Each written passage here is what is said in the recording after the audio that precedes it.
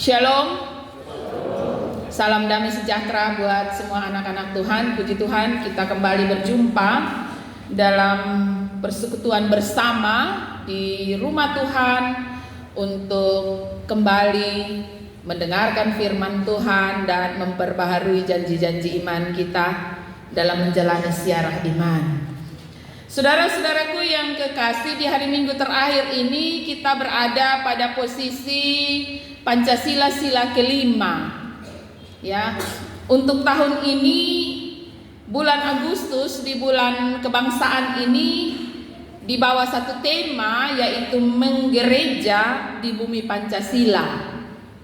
Jadi setiap hari Minggu ada satu pasal dari Pancasila yang dibahas, termasuk salah satunya hari ini kita ada pada pasal yang kelima, keadilan sosial bagi seluruh rakyat Indonesia. Ya, kita semua WNI pasti sangat tahu dan hafal ayat ini. Pertanyaannya, sudahkah di tahun ke-79 kemerdekaan Indonesia ini semua umat Tuhan, semua warga negara telah merasakan keadilan sosial yang membawa damai sejahtera atau belum? Saudara-saudaraku yang kekasih, beberapa hari terakhir ini kita diperhadapkan dengan kondisi negeri kita. Orang di sana, di Senayan, sementara berdemo soal salah satu keputusan Mahkamah Konstitusi. Ya, mereka berdemo di sana tentang revisi Undang-Undang Pilkada. Ya, semua itu untuk apa? Karena apa? Karena kepentingan, ya. Karena kepentingan, entahkah kepentingan dari yang berdemo, kepentingan dari legislatif, kepentingan dari yudikatif, ya, lembaga-lembaga yang ada, semua karena kepentingan, ya. Kemudian kita juga melihat kondisi Kupang juga tidak baik-baik saja, ya. Kondisi Kupang lagi tidak baik-baik saja. Ada suami yang begitu istri turun dari motor pukul sampai mati, ya. Ada istri yang memakai tangan oknum untuk pukul suami sampai mati. Ini di Kupang dan di minggu-minggu ini. Bukan yang tahun lalu, kita jangan omong yang tahun lalu. Ini minggu ini, ya. Ada suami, istri berturun langsung pukul sampai mati, ya. Istri mau suami cari kerja di Jakarta pakai tangan oknum, terima ame suami di Teno sana, bawa datang di Oisapa pukul sampai mati. Nah, ini kondisi Kupang tidak sedang baik-baik saja. Inikah keadilan? Keadilan versi siapa? Saudara-saudaraku yang kekasih, berbicara tentang keadilan, firman Tuhan menyampaikannya kepada saya dan saudara pada pagi hari ini. Ayat yang ke-7, bacaan kita mengatakan, hai kamu yang mengubah keadilan menjadi ipuh dan mengempaskan kebenaran ke tanah. Ini dia berbicara tentang kondisi umat Israel pada zaman Nabi Amos bersuara bahwa pada masa itu orang di Israel Utara khususnya, ya, Amos ini nabi dari bagian Israel bagian utara di masa pemerintahan Yerobeam. Pada masa itu ketika Nabi Amos bersuara, ya, menyatakan suara kenabiannya, umat Israel di utara itu kaya raya, kehidupan mereka penuh dengan kemakmuran. Tapi kemakmuran itu ternyata terjadi hanya di antara kelas 1 dan 2, ya.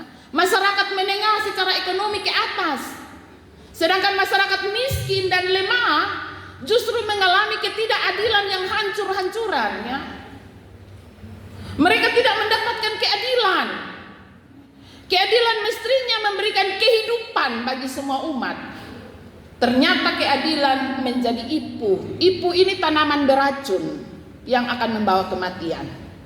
Artinya ketika Nabi Amos mengatakan ini, ia sedang memberikan kritikan pedas pada ada kondisi pemerintahan pada masa itu, pada masa Yerobeam menjadi raja, bahwa para pemangku-pemangku keadilan menjadikan keadilan bukan untuk membawa kehidupan bagi masyarakat, bagi umat Tuhan pada masa itu, tetapi justru keadilan pada waktu itu membawa kematian bagi banyak orang atau sekelompok orang yang ada pada kelompok lemah dan miskin. Kerentangan sosial begitu besar sekali. Orang yang kaya menginjak-injak orang yang lemah dan miskin.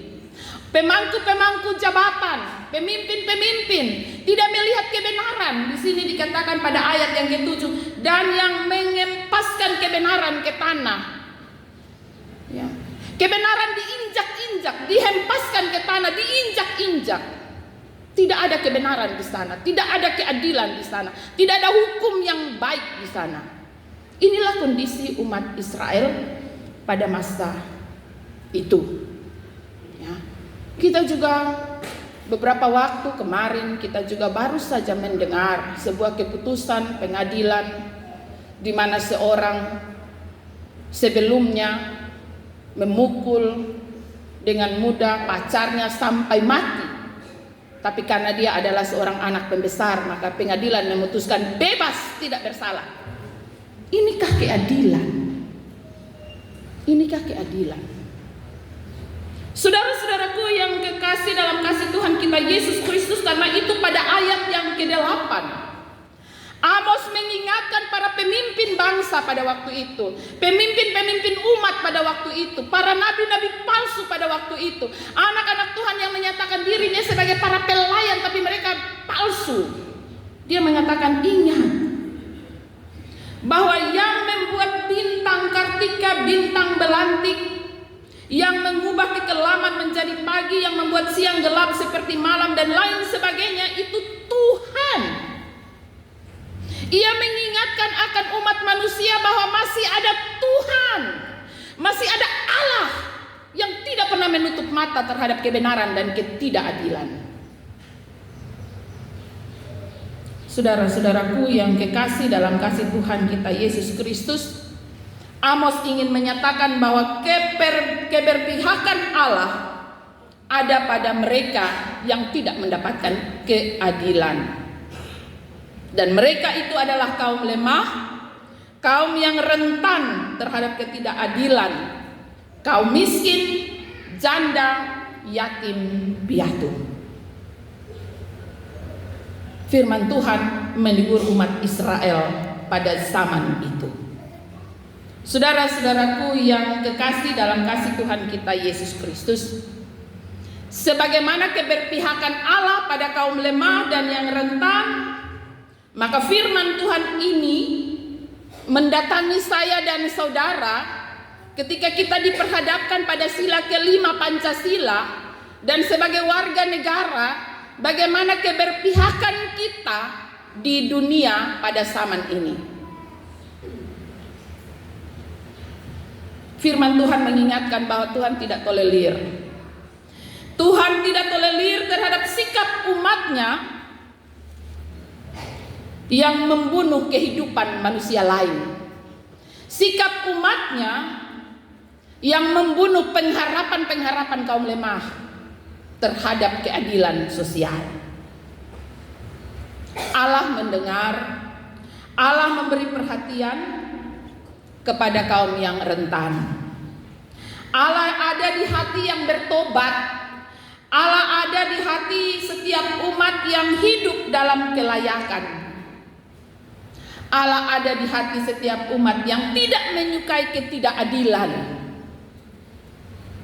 Saudara-saudaraku yang kekasih, seperti Amos yang menyerukan tentang ketidakadilan, demikian pula kita dan kehidupan kita. Berani dan mampukah kita juga menyuarakan ketidakadilan ketika kita diperhadapkan dengan kondisi di sekeliling kita? Atau kita lebih suka mengambil sikap main aman, ya, menjaga posisi aman kita,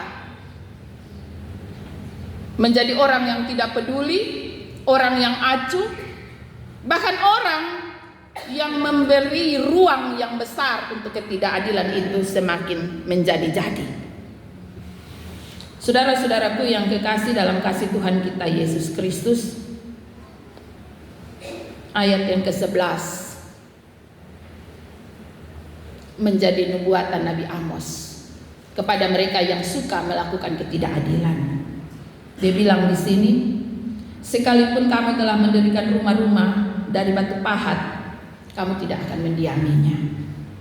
Sekalipun kamu telah membuat kebun anggur yang indah, kamu tidak akan minum anggurnya. Ini menjadi nubuatan hukuman bagi umat Tuhan pada masa itu yang senang, sukacita melakukan ketidakadilan kepada sesama. Ya, yang bisa ketawa bahagia di atas tangisan orang lain. Yang bisa menari di atas kesulitan orang lain, bahkan yang menciptakan kondisi yang tidak harmonis di tengah kehidupan bersama. Amos mengingatkan hal ini, meskipun lu buat rumah yang begitu mentereng, lu akan tinggal di dalamnya. Meskipun lu punya sawah ladang yang luas, kebun anggur yang bagus, tapi kamu tidak akan makan anggurnya. Saudara-saudaraku yang kekasih, dia mau mengatakan bahwa menikmati kemurahan Tuhan dengan hidup yang benar di hadapan Tuhan jauh lebih indah daripada memimpikan untuk hidup dalam kemewahan duniawi, tapi kamu tidak akan punya kesempatan untuk menikmatinya. Saudara-saudaraku yang kekasih dalam kasih Tuhan kita Yesus Kristus, ayat yang ke-12 dia mengatakan, dia membuka dosa-dosa atau perbuatan-perbuatan ketidakadilan yang dilakukan umat Tuhan pada waktu itu. Sebab aku tahu bahwa perbuatanmu yang jahat itu banyak, dosamu berjumlah besar. Kamu menjadikan orang terjepit, menerima suap, mengesampingkan orang miskin di pintu gerbang. Inilah fakta. Fakta yang ternyata terjadi di umat Tuhan pada masa itu, yang mana orang melihat dari luar Israel Utara itu begitu makmur, bagus sekali, ternyata di dalamnya penuh dengan kebobrokan. Indonesia sudah mencapai usia 79 tahun kemerdekaan.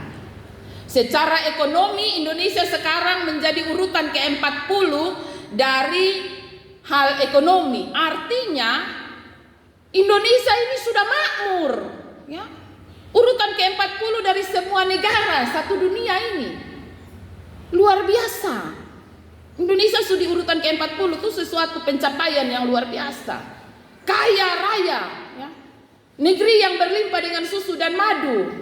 Ya, kalau Kus Plus bilang apa? Kolam susu, ya. Batu, saya tidak lupa, ingat ini syair lagu lah. Ya. Lagu kolam susunya Kus Plus itu kan tongkat kayu dan batu jadi tanaman. Luar biasa ya. Kus Plus lagu itu tahun dulu ya, mungkin anak sekarang tidak hafal itu lagu, tapi itu lagu tenar sekali. Kolam susu, ya. Tongkat kayu dan batu jadi tanaman. Luar biasa. Indonesia pada masa itu saja sudah digambarkan oleh Kus Plus dengan kondisi yang luar biasa, apalagi di tahun yang ke-79. Luar biasa, ya. Tetapi sudahkah keadilan benar-benar terjadi di negeri ini? Lalu bagaimana sikap gereja? Kita para anak-anak Tuhan, gereja ini bukan saya, bukan kita para pelayan saja, tapi gereja adalah keterpanggilan saya dan saudara kita semua. Memiliki keterpanggilan yang sama. Sudahkah kita menjadi agen-agen keadilan di tengah dunia ini atau belum? Ya. Saudara-saudaraku yang kekasih, menuju dunia yang egois, kita sedang berjalan menuju dunia yang egois. Masing-masing urus diri sendiri.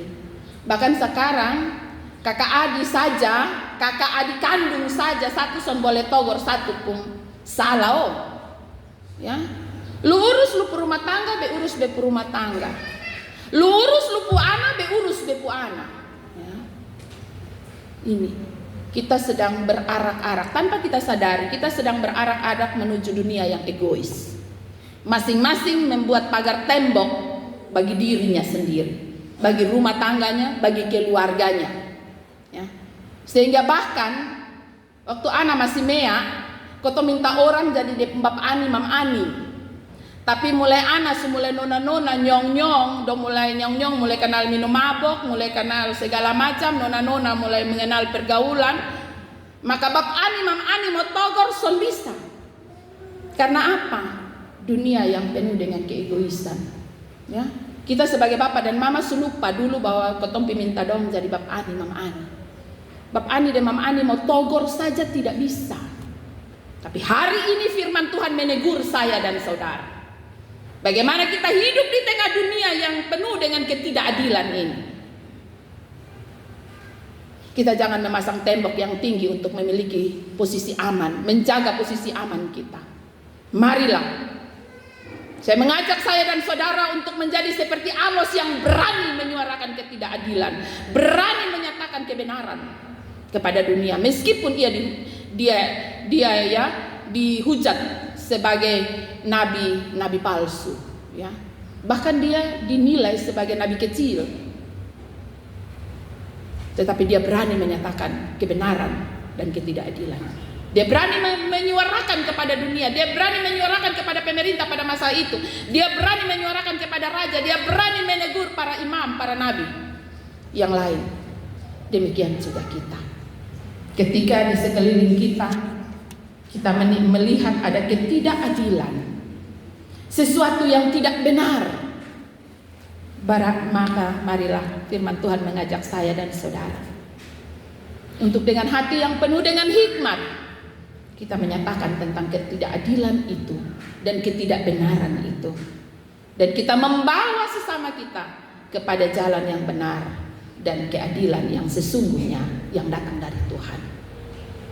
Dan biarlah firman Tuhan ini menjadi perenungan bagi saya dan kita semua, refleksi bagi saya dan kita semua, untuk menjalani hari-hari di depan dengan mendasari pada firman Tuhan. Kita berani menyatakan apa yang benar adalah benar, apa yang salah adalah salah. Tuhan Yesus memberkati firman-Nya, menolong saya dan saudara. Amin.